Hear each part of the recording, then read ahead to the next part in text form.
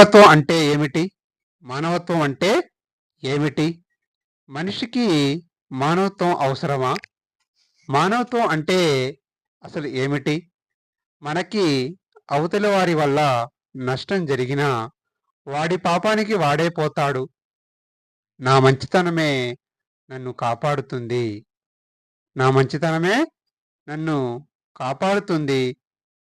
నాది వెన్నెలాంటి మనసు. ఇవన్నీ మనిషి తనకి తాను ఓదార్చుకునే లేదా తాను ఓడినప్పుడు చేసుకునే సమర్థనలు. మానవత్వం అంటే మానవత్వం అంటే మనం నష్టపోయేటంత ఉండకూడదు కదా! మనం నష్టపోయేటంత ఉండకూడదు కదా!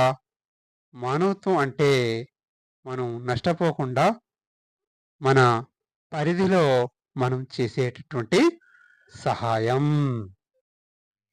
Please subscribe my channel.